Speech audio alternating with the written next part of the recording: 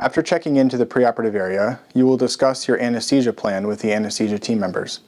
More details about anesthesia will be discussed in a later video within this series. The surgery itself takes approximately 2 to 3 hours.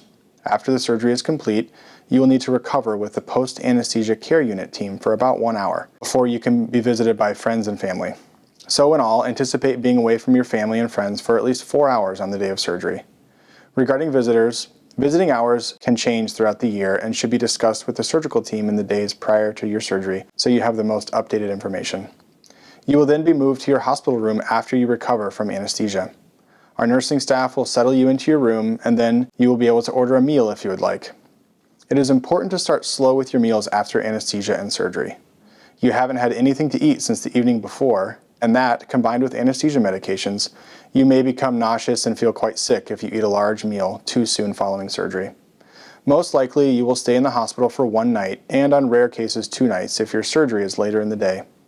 It is expected that you will discharge home the day after surgery, so please make sure your family and friends can be prepared for that. In the hospital, you will participate with physical and occupational therapy, which will begin in the afternoon of surgery or the first thing in the morning following surgery. Physical therapy will go over the exercises that you were assigned prior to surgery. You will also be taught how to get in and out of bed, in and out of the shower, and walk with an assisted device, usually a walker or crutches. Occupational therapy will teach you how to manage your basic self-care tasks, such as dressing, bathing, and toileting after surgery. If needed, the therapist will teach you how to do these things using equipment. Once you are medically stable, your pain is reasonably well controlled, and you are able to get out of bed and walk with a walker or crutches, you will then be able to discharge home. Make sure you have arranged a ride from the hospital after your discharge. Pain is a normal part of the postoperative course. In the first 3 to 5 days, the pain is the most difficult and will gradually improve over the coming weeks.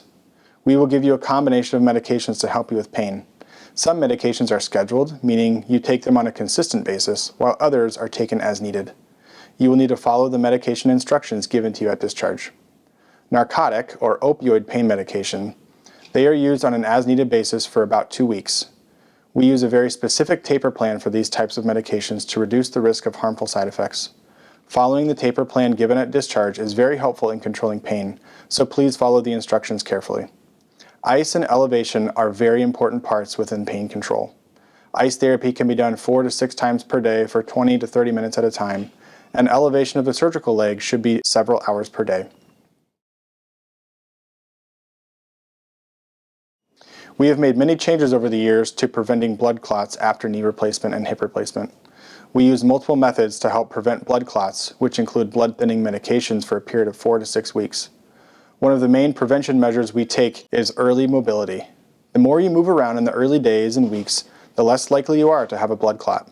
Even with all these blood clot prevention measures, blood clots still rarely occur, so if you have concerns, please call our office.